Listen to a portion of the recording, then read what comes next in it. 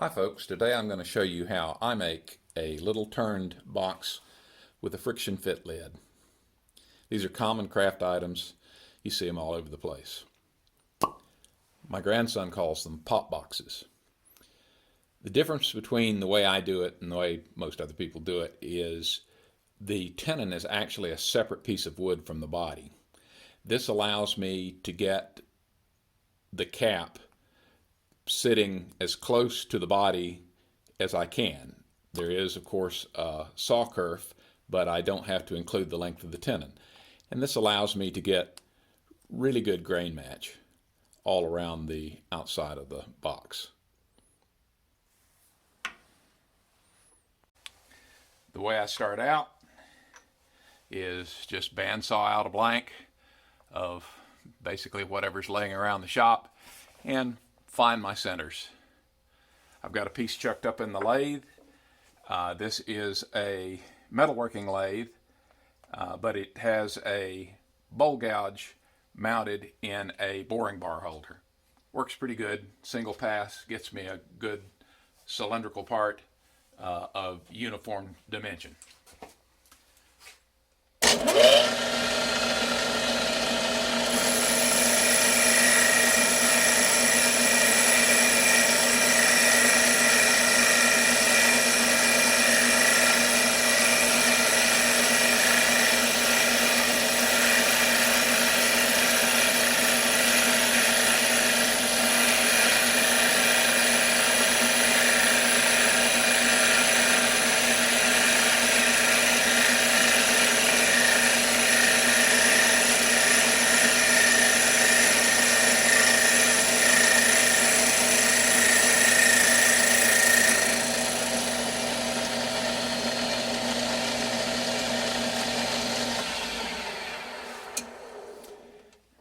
Now I've got something with good regular geometry that I can take to the next operation.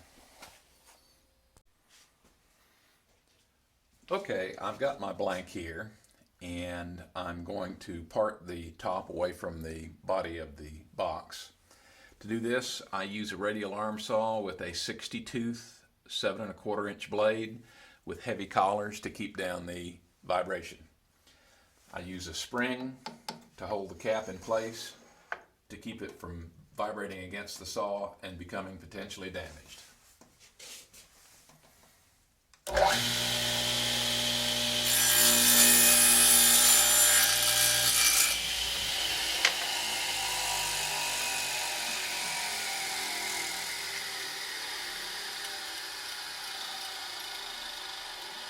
That gives a pretty chip-free, pretty accurate cut. And this will get one more turning operation so that we don't worry about very minor chipping around the edge. Okay, we're back at the lathe now. I've got it set up with a scroll chuck, some homemade deep jaws, and a boring tool, which is also homemade out of tool steel. The first thing we're going to do is we're going to bore the cap, and in this case we're going to go 5/8 of an inch deep. So I'll use the scale on the lathe to measure how deep I go from the point that I touch.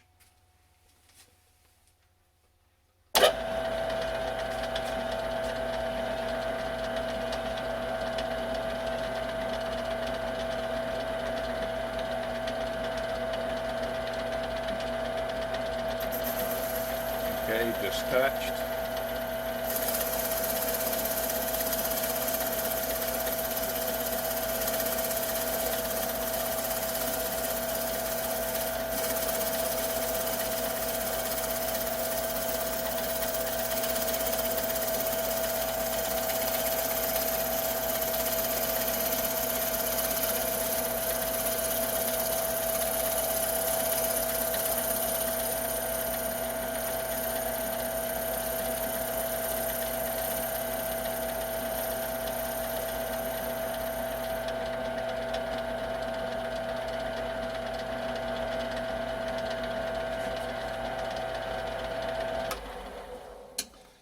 cap is bored. I used to use a Forstner bit for this process, but I like the idea of having a nice smooth hole rather than one with a dimple in it, and I'm able to control the diameter, you know, within a few thousandths of an inch using this kind of a setup. It's not usually this hard to get it out. Okay, I don't know if you can see that, but it gives you a nice slick finish on the bottom with no dimple. Boring the box for the tenon ring is essentially the same setup as boring the lid for the tenon. Again, we're using the same chuck, same tool, same setting.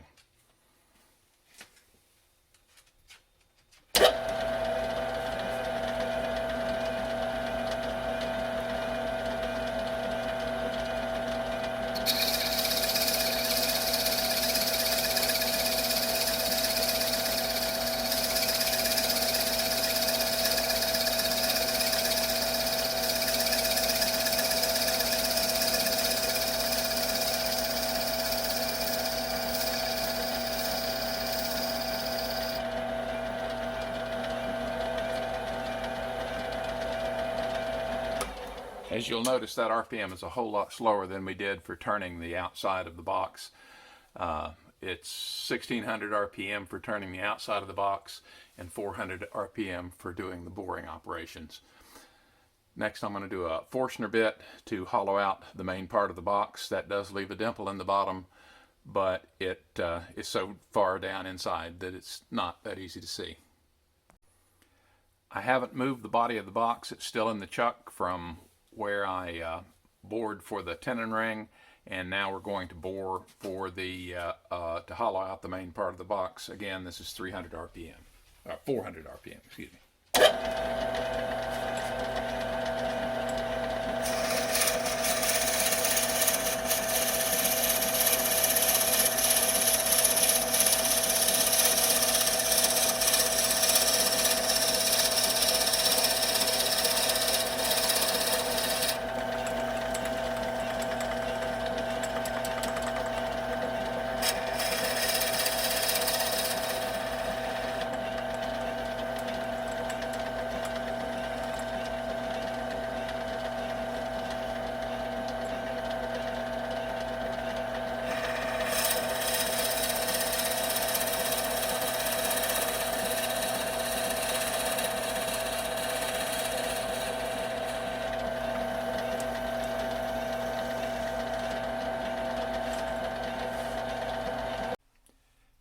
In order to make the tenon ring, I use a little lathe called a Unimat. This particular one I found in a scrap heap and bought the entire scrap heap for $40, and it's just a jewel of a tool. To start out, you just bandsaw out a square like you did making the box, only this is smaller, obviously. And then you bore it using exactly the same setup and exactly the same tool that you use to hollow out the box. Now, in order to turn on this tiny little lathe, I can't use conventionally sized tools. So this is a homemade tool that's made out of 1/4 inch M2 steel that you use to make tool bits for this lathe. This lathe is turns pretty quick, so you can turn wood, and also turns slow, so you can turn metal. When turning the rings, I use a 2-piece mandrel to locate off of the bore. That way, the outside of my ring and the inside of my ring are going to be very concentric. Now, this lathe doesn't have a lot of guts. It's not going to be able to take everything off in one pass, but it does give a very good finish. And let me just show you how it cuts.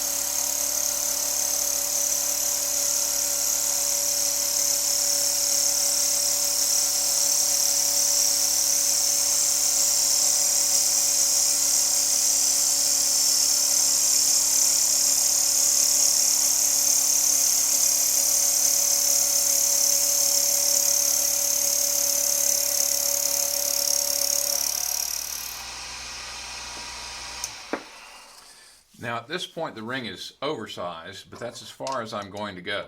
As a matter of fact, I will not do any more machining on any of the parts until they have had a chance to equalize, because the rings may be a little more or less wet than the boxes, or vice versa. So what I'm going to do is I'm going to take the box and the ring blank, lay it up inside the house, and just let them all equalize. If I don't, and I put them together and they have different moisture content, then we end up with either a too tight or too loose condition. So at this point, everything rests for a couple of days. It's been a couple of days and I've brought the parts back down to the shop. I measured the inside diameter of the cap, and that really hadn't changed much. It's 875. The outside diameter of the tenon ring blank is 940. So we're gonna take off down to about 885 and do a check and see what that looks like.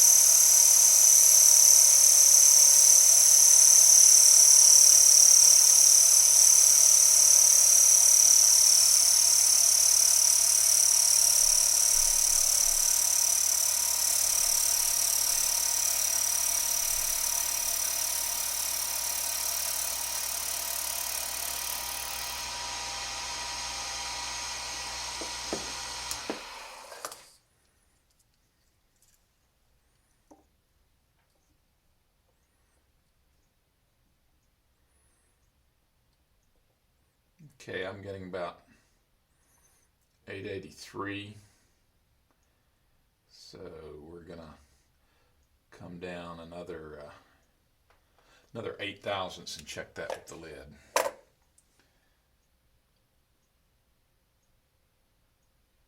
Four.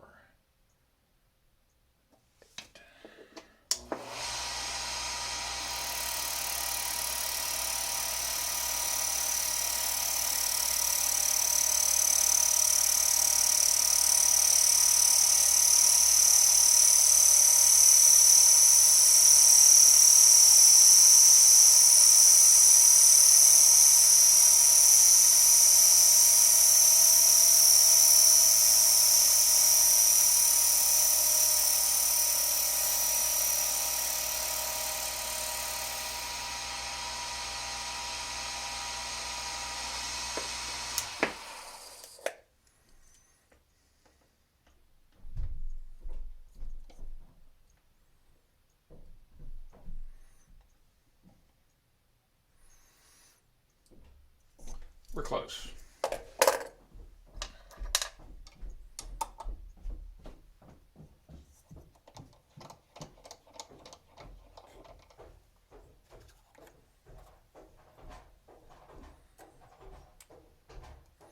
Still a little tight.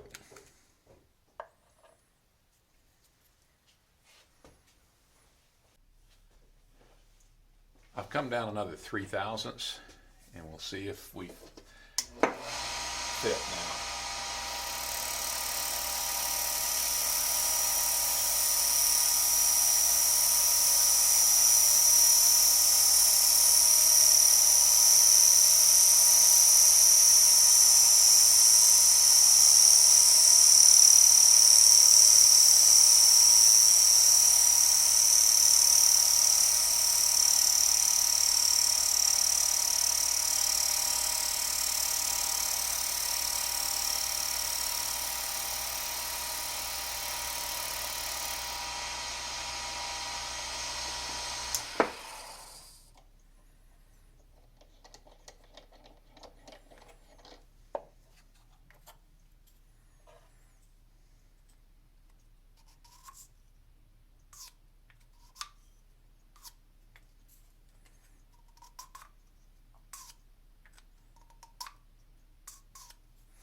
going to call that good. I've sliced off a ring section of the tenon ring blank, and now we're going to assemble the tenon ring blank into the body of the box. You want to be careful not to get the glue above the edge of the box, because when you put finished material on it, it will make a white spot. Anything in the inside of the box is okay, because you're going to sand that later. But you just don't want it on the outside. Doesn't take much glue. These fits are pretty close anyway, and a little bit of glue goes a long way.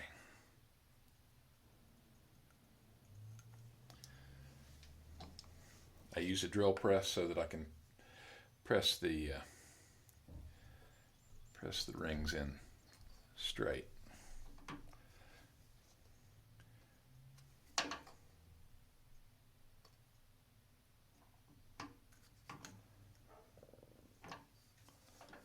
And I press it down all the way around, and just take my finger and wipe the squeeze out. Like I say, that's going to get sanded a little later anyway. Now the glue has dried and the ring is securely in the base of the box. The box goes back for one final machining. I don't know if you can pick it up on camera, but try as we might, everything is not exactly concentric. Once you match the grain up, there's probably, I don't know, 8 or 10 thousandths of mismatch in the top. But that's fine, because we can chuck the whole thing up. We still have the original centers, and we can machine the whole box down to give a really nice fit. So I'm going to go in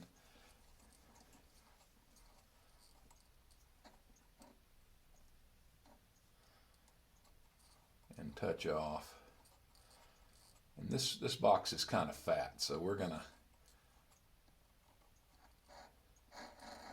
all right, there I'm scraping, and I'm gonna take off probably 15 thousandths.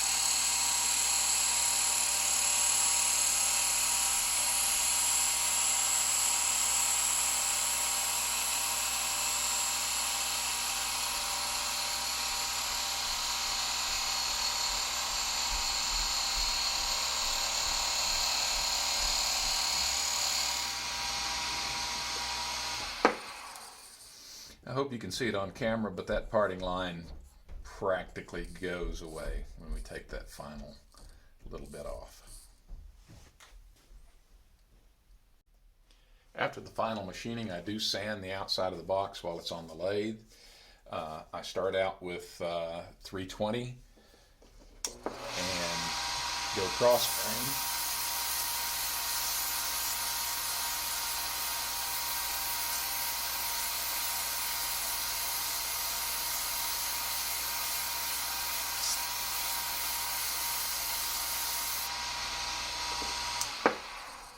And And then with the same 320, I go with the grain.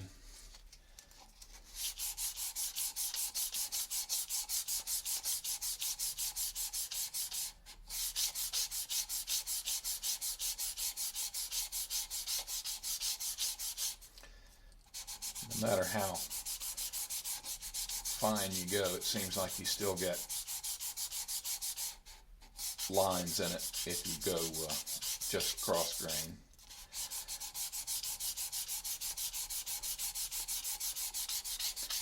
You can tell in the light, I'm sure you can't see it on camera, when those cross grain lines come out.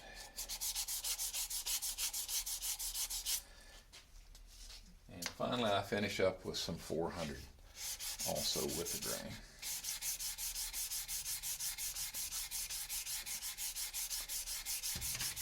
The good thing about this lathe is it gives such a nice finish. You don't have to start with coarse sandpaper, and consequently you don't have to get the coarse sandpaper marks sanded out. Alright, that's pretty much ready for finish. As you can see here, I have trimmed the center and spur marks off the box. I've got the box chucked up in the same chuck you saw on the metal lathe, but this is now a wood lathe. And I'm going to take a scrape and radius these corners here and finish the ends, and then do a little sanding.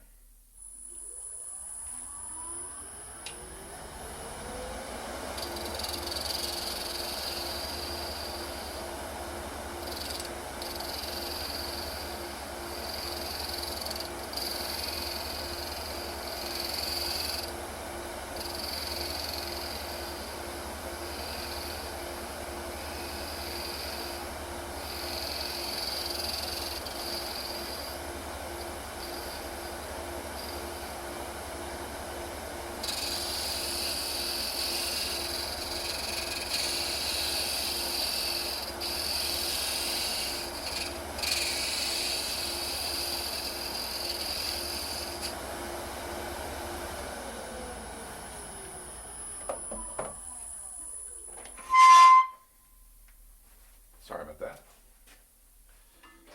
So let's get the machine marks off the end.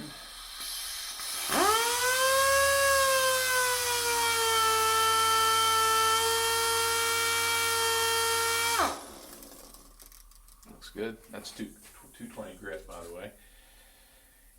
And then we will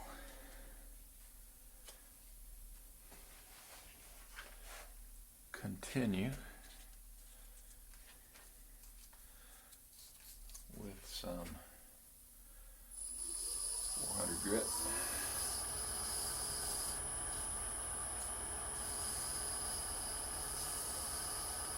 End grain is hard to get slick. I'm sure you all know that.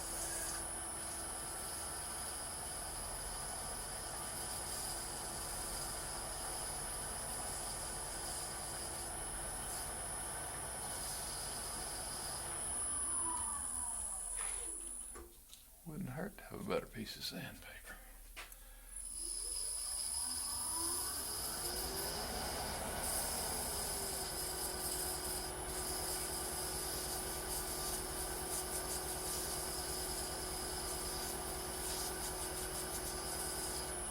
In this case, I'm actually going to finish up with an old 600 grit Arbanet piece of sanding medium.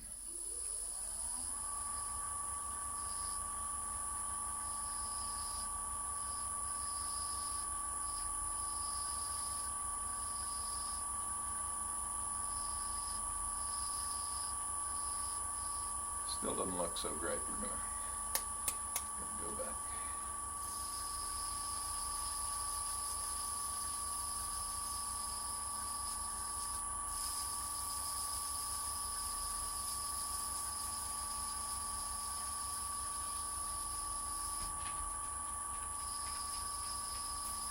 Sanding is boring.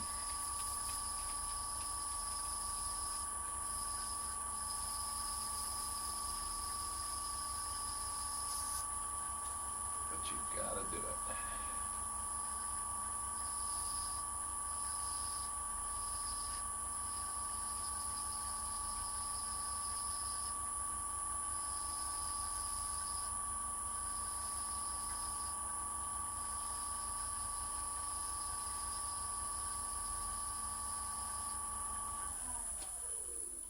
All right, that looks pretty slick. I think that'll work. And we do the same to the other end. And there you have it, a pop box ready for finishing with an almost invisible parting line. That will be more visible when the finish hits it because the end grain soaks up more than the other surfaces. So it'll be a little bit darker. And if it's not to your liking, you can always put a little groove where the parting line is and take a guitar string and put it in the lathe and burn you an accent line. I do that on a lot of my boxes. But anyway, that's how I do it. Thanks for watching.